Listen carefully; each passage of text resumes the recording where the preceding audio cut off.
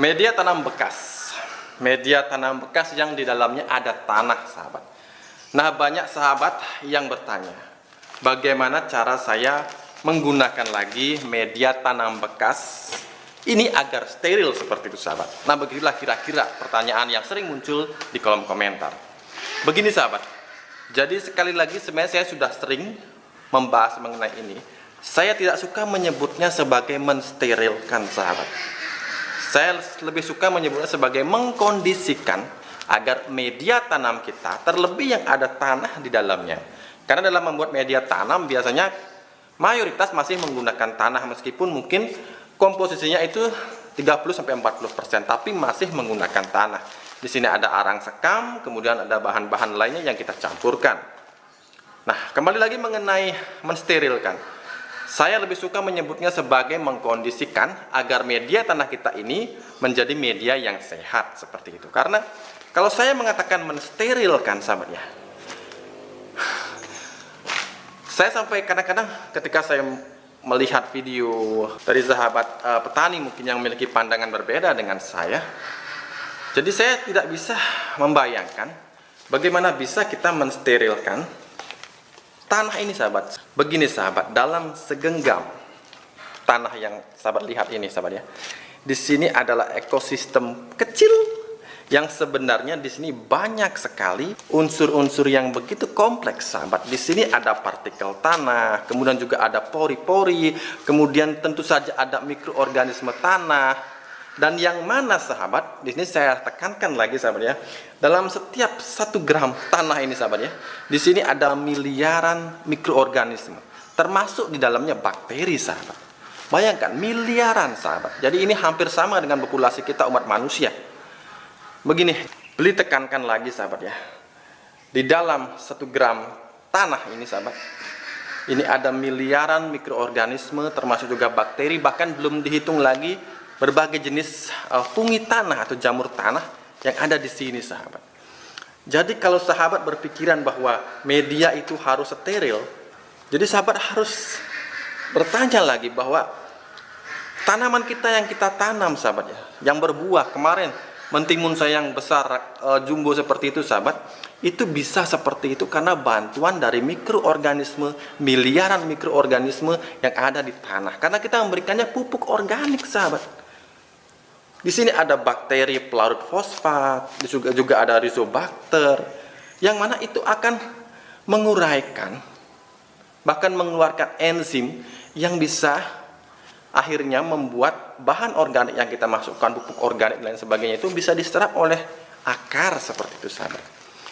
Jadi ketika saya misalkan mensterilkan ini dengan cara menggoreng, merebus, dan dengan cara-cara yang lain, sebenarnya saya sedang membunuh semua miliaran mikroorganisme yang ada di sini, sahabat. Begini, sahabat, mengapa bisa? Saya nggak tahu dari mana munculnya teori ini. Mungkin apa yang saya katakan ini mungkin tidak akan populer, tapi saya harus katakan bahwa kita selama ini selalu berpikiran kalau ada hal buruk kita harus hilangkan. Ada hal buruk, wah ini bakteri. Seperti sekarang misalkan di saat musim hujan, kita ketakutan dengan yang namanya fusarium. Setiap tanaman kita itu mengalami layu, mengalami tiba-tiba mendadak layu, daunnya kuning, pasti kita vonis fusarium. Nah, sebenarnya itu adalah kemungkinan benar fusarium, akan tetapi banyak juga yang bukan hanya karena fusarium. Dan sahabat tahukah bahwa sebenarnya fusarium itu ada banyak sekali jenisnya, sahabat. Jadi golongan fungi fusarium ini ada banyak sekali jenisnya. Tidak semua fungi fusarium itu jahat, beberapa memang menjadi patogen, tapi beberapa tidak, seperti itu, sahabat. Nah, kembali lagi, ketika fungsi dari tanah itu kita hilangkan, maka sebenarnya tidak ada guna ketika kita memasukkan unsur hara sebagai pemupukan, karena tidak ada yang bekerja di sini, sahabat. Kehidupan mikroorganisme itu sangat kita perlukan. Berbeda hal bila kita memupuk dengan pupuk kimia sintetis. Jadi misalkan ketika kita menggunakan pupuk fosfat, yang nggak usah lagi ada bakteri pelarut fosfat, karena pupuk kimia sintetis itu sifatnya instan, siap pakai, siap diserap, seperti itu. Nah, saya harapkan sampai di sana kita sudah mengerti lah. Jadi belajar ilmu organik ini memang tidak bisa instan, sahabat. Saya pun dulunya sangat bodoh, sahabat. Apakah saya pernah menggoreng media tanah bekas seperti itu? Saya pernah, saya akui. Akan tetapi lama-kelamaan kita belajar dari setiap kesalahan. Dan juga kemarin ada yang bertanya bagaimana dengan penggunaan hydrogen peroxide atau hidrogen peroksida itu bagi media tanam. Memang bila kita lihat dari lambang kimianya H2O itu kebanyakan secara logika berpikir bahwa mungkin itu fine-fine saja kita gunakan. Akan tapi saudara bisa lihat di literatur, karena kita di sini sama-sama belajar. Saudara bisa lihat di halodoc.com, jadi website kesehatan. Saudara bisa intip di sana mengenai hydrogen peroxide. Jadi saya tidak akan menjelaskan lebih lanjut mengenai itu. Akan tetapi sahabat, sebenarnya kita tidak perlu membutuhkan bahan-bahan itu sahabat. Kita cukup kondisikan agar media tanam yang dulunya kita gunakan untuk menanam dan hasilnya baik sahabat, kita gunakan lagi agar hasilnya baik lagi. Jadi kita kondisikan agar nutrisi hara, bakteri-bakteri baik itu mendominasi di sini. Karena begini, antara di alam ini sahabat, kita tidak bisa menghilangkan yang jahat-jahat kemudian biarkan yang baik-baiknya saja. Misalkan seperti di media tanam ini, apakah di sini ada patogen? Tentu saja ada, saya yakin ada. Akan tapi ada kontrol dari bakteri baik yang mengkontrol dari patogen itu sehingga tidak menyerang perakaran yang akan kita tanam di sini, menyerang dari tanaman kita.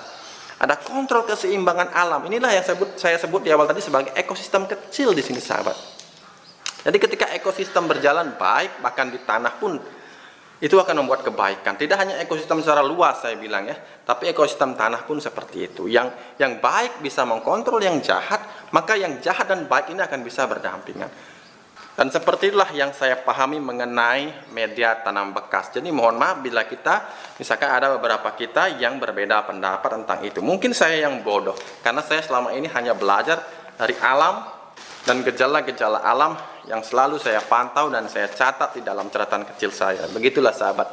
Oke, pada video kali ini setelah kita terangkan tadi pengertian sederhana itu, kita akan mulai untuk bagaimana sih cara mengkondisikan media tanam ini agar tetap subur, tetap menunjang kehidupan tanaman kita, juga tidak terdapat patogen merugikan yang mendominasi media. Jadi masih bakteri baik yang mendominasi media kita sehingga tanaman kita pun akan subur. Yuk. Nah, di depan sini sahabat, ini adalah media bekas yang campurannya ada tanah, sekam bakar, juga ada kompos daun kering. Nah, begini, mengapa kualitas dari media bekas itu menurun sahabat ya? Jadi agar tidak cepat-cepat kita menyimpulkan di sini ada bakteri jahat, ada patogen. Jadi di sini saya mengajak sahabat untuk belajar lebih dalam lagi. Nah, di sini media tanam bekas karena kita gunakan dalam proses pemupukan berkali-kali, penyiraman berkali-kali, sehingga di sini yang pertama kali kita lihat sahabat, yang paling menonjol adalah penurunan pH tanah. Jadi pH tanah cenderung asam sahabat. Lah, jadi hubungannya apa Pak? Kalau tanah asam itu kenapa bisa tanaman jadi kerdil? Begini, ketika tanah itu asam sahabat, tanah asam ini akan menyebabkan kelarutan dari unsur aluminium, mangan, dan zat besi itu tinggi. Seperti jadi unsur-unsur logam itu pelarutannya itu tinggi sahabat. Nah, jadi apa hubungannya? Jadi ketika misalkan sebagai contoh ya, sebagai contoh ketika kelarutan dari aluminium itu tinggi, maka ketika kita memupuk dengan unsur fosfor misalkan sahabat ya, maka aluminium ini akan mengikat pupuk ini sahabat, unsur yang ada di pupuk ini sahabat. Jadi tidak bisa diserap oleh perakaran, dan perakaran pun tidak mendapat nutrisi, otomatis jadi kerdil. Nah, karena zat-zat ini yang tadi saya sebutkan itu mengikat unsur hara lainnya, inilah yang mengakibatkan tanaman kita menjadi kerdil. Maka sebab itu, apabila tanah masam, otomatis tanaman kerdil dan bakteri patogen itu bisa mendominasi. Karena bakteri baik pada umumnya sahabat, pada umumnya bakteri baik itu bisa hidup di pH yang cenderung netral. Begitu juga dengan fungi. Fungi baik juga pada umumnya, tidak semua, tapi pada umumnya itu bisa hidup, yang baik-baik itu bisa hidup di pH yang cenderung netral seperti itu. Kemudian untuk menetralisir keasaman tanah yang tadi kita bahas, kita di sini paling umum petani menggunakan yang namanya kapur pertanian atau kapur dolomit sahabat. Nah, lantas banyak juga sahabat yang ragu Pak, apakah kapur dolomit ini termasuk bahan organik, Pak? Nah, begini sahabat, kapur dolomit dan juga beberapa jenis kapur lainnya seperti kapur tohor, kapur sirih, semuanya ini dibuat dari beberapa jenis bebatuan kapur sahabat, seperti itu. Jadi masih merupakan bahan yang didapatkan dari alam. Oke, sampai di sana jelas ya. Nah, kemudian ada beberapa jenis kapur di sini sahabat ya. Ada kapur oksida sahabat, atau dikenal juga dengan jenis kapur tohor atau kapur sirih. Di sini kapur oksida itu sahabat ya merupakan, atau kapur sirih ya biar gampang kita sebutkan, itu adalah hasil sisa pembakaran atau pemanasan dari kapur mentah berupa kalsium karbonat pada suhu di atas 800 derajat Celcius sahabat. Inilah yang menghasilkan kapur sirih atau kapur tohor tersebut. Nah, kemudian juga ada kapur tembok sahabat ya, atau ini kapur hidroksida. Jadi kapur ini adalah kapur yang didapatkan dari kapur hidroksida, kemudian direaksikan dengan kapur oksida dengan air seperti itu. Nah, biasanya inilah yang disebut dengan kapur tembok. Nah, kemudian baru ada kapur karbonat, yaitu ini pun ada dua jenis, ada kapur kalsit dan ada kapur dolomit sahabat. Nah, kedua kapur ini sebenarnya bisa digunakan, akan tapi yang banyak digunakan lebih ke kapur dolomitnya, karena di sini perbandingan antara unsur kalsium dan magnesiumnya itu seimbang. Nah, lantas bagaimana pengaplikasiannya di dalam media? Dalam satu polybag sahabat ya, di sini saya menggunakan ukuran satu polybag ukuran 40. Jadi media dalam satu polybag sahabat, bila kita gunakan untuk tanaman yang usianya pendek, maka relatif pemberian kapur dolomitnya itu lebih sedikit. Apabila itu kita gunakan sebelumnya untuk menanam sayuran atau tanaman yang usianya panjang, lebih dari 2 bulan, maka itu otomatis pemberian kapur dolomitnya itu akan sedikit lebih banyak seperti itu. Nah, misalkan saja ini, karena ini kemarin hanya untuk sawi, jadi hanya sekitar 35 hari, jadi kita bisa gunakan kapur dolomit sedikit saja sahabat, hanya segini. Ini mungkin sekitar 1 sendok makan atau bahkan mungkin kurang sahabat. Jadi kita bisa aduk. Nah, apabila sahabat tidak memiliki kapur dolomit sahabat ya, sahabat bisa menggunakan tepung kulit telur yang sahabat kombinasikan dengan tepung arang sahabat. Bagaimana cara membuat tepung arang? Tinggal sahabat gunakan arang, kemudian sahabat remukkan seperti itu, dan kemudian sahabat saring dengan saringan, dapatkan tepungnya seperti itu sahabat, mudah sekali. Sahabat bisa kombinasikan dengan tepung dari kulit telur ayam atau kulit telur bebek, nggak masalah, yang penting tepung dari kulit telur. Sudah banyak cara membuatnya, video cara membuat tepung kulit telur seperti itu. Saya bisa gunakan. Nah, kalau untuk ini kita bisa gunakan lebih banyak daripada penggunaan kapur dolomit. Jadi bisa menggunakan 2 kali dosis yang tadi untuk satu media di polybag seperti itu sahabat. Nah, kemudian yang penting juga sahabat, saya tekankan, ketika media tanam sahabat yang bekas tadi itu basah, sahabat bisa diamkan dulu, tidak perlu dijemur sahabat, sahabat bisa diamkan sampai agak kering sahabat. Ini juga membantu proses penurunan membantu proses meningkatkan pH tanah, sehingga tanah yang tadinya pH-nya asam juga bisa meningkat seperti itu. Kemudian sahabat juga bisa tambahkan kalsium fosfor seperti itu. Ini videonya sudah sering saya publikasikan, sahabat bisa lihat videonya nanti, saya akan sertakan di deskripsi, di link. Nah, kemudian terakhir kita bisa tambahkan kembali pupuk kompos. Di sini saya selalu menggunakan pupuk kompos dari daun kering sahabat ya. Seperti itu, dan kompos ini pun bentuknya sudah agak kering sahabat ya. Jadi tidak lembab seperti itu, remah namun kering. Kita berikan sebanyak kembali 30% dari media tanam seluruhnya.